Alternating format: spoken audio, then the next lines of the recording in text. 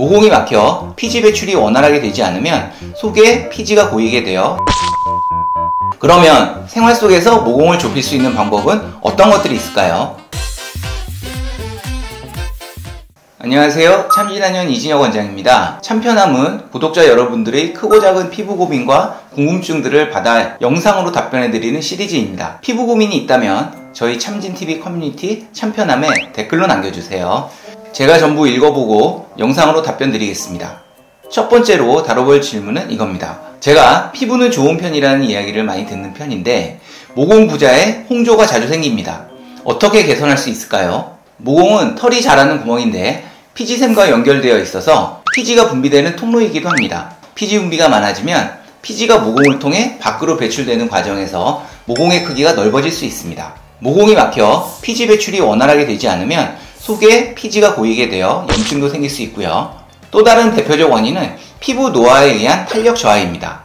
피부 노화로 탄력 섬유가 줄어들면 모공이 늘어날 수 있습니다.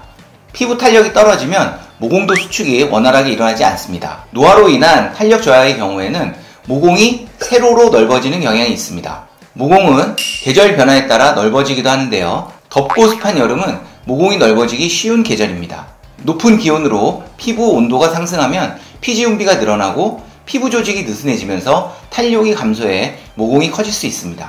반대로 겨울철에 모공이 더 넓어지는 것 같다는 분들도 계신데요. 이는 건조한 환경에 오래 노출되었을 때 나타나는 현상입니다. 피부의 수분이 부족하면 정상적인 유분막이 깨져 속은 건조하고 겉은 피지 분비가 많은 수부지 피부가 되기 쉽습니다. 피부 속이 건조해지면서 탄력이 저하되고 노화가 가속화되어서 모공은 더 넓어지게 됩니다. 그러면 생활 속에서 모공을 좁힐 수 있는 방법은 어떤 것들이 있을까요? 첫째, 모공을 막을 수 있는 제품을 사용하지 않아야 합니다. 라놀린, 코코넛 오일, 미네랄 오일, 이소프로필, 미리스테이트 등의 성분이 포함된 제품은 되도록 사용하지 마시고 모공을 막지 않는 오일 프리 제품을 사용하는 것이 좋습니다. 둘째, 모공이 막히지 않도록 세안을 아침, 저녁으로 잘 해주셔야 합니다. 세안을 대충 하거나 화장을 지우지 않고 자는 습관은 트러블을 유발할 수 있고 당연히 모공에도 좋지 않습니다. 그리고 각질 정리는 주기적으로 해주는 것이 좋은데요. 또는 바하 성분을 이용한 스크럽은 모공을 막고 있는 죽은 각질세포를 제거하고 과도한 피지를 배출하는 데 도움을 줍니다. 다만 너무 뜨거운 물로 세안하거나 과한 스크럽을 하는 것은 자제해주세요.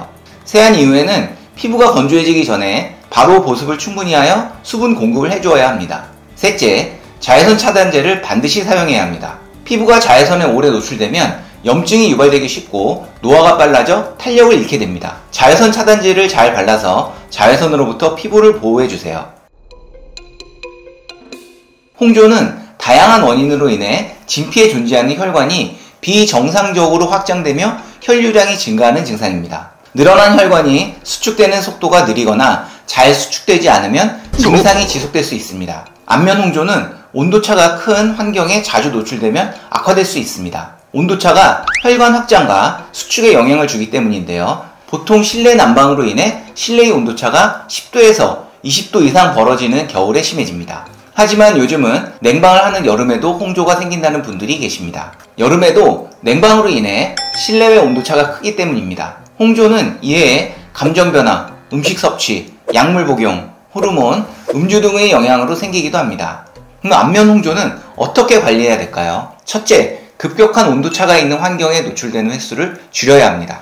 사우나와 찜질방을 자제하고 겨울철에 외출 시에는 찬바람에 피부가 바로 노출되지 않도록 목도리와 마스크를 착용하며 실내는 적정 온도를 유지하여서 바깥과 온도차가 크지 않도록 해주는 것이 좋습니다. 세안할 때 너무 뜨겁거나 차가운 물을 피부에 끼얹는 것도 하시면 안 됩니다. 둘째, 피부에 자극을 주는 제품 사용을 최소화해야 합니다. 세안은 부드러운 약산성의 세안제로 하고 기초 제품도 알코올 성분이 없고 순한 것을 사용하는 것이 좋습니다. 유수분 밸런스를 맞춰줄 수 있는 에센스나 크림을 사용해주면 도움이 됩니다. 셋째, 체온 조절 중추에 영향을 줄 수 있는 음식 섭취를 경계해야 합니다. 커피나 치즈, 초콜릿, 매운 음식, 술 등에는 안면 홍조를 유발할 수 있는 성분이 들어있습니다. 특히 알코올은 대사산물인 아세트알데히드가 혈관을 확장시킬 뿐만 아니라 피지의 양을 늘리고 수분을 빼앗아 얼굴을 붉게 하는 요인으로 작용합니다. 이런 음식을 섭취하는 빈도수를 줄여주시는 게 좋습니다. 그리고 간혹 안면 홍조를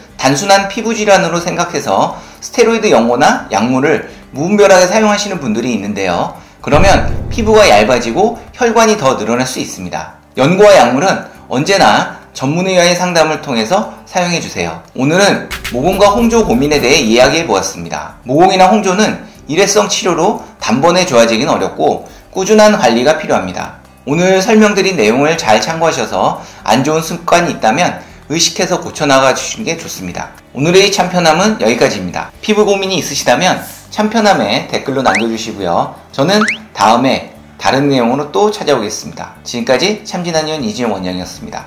감사합니다.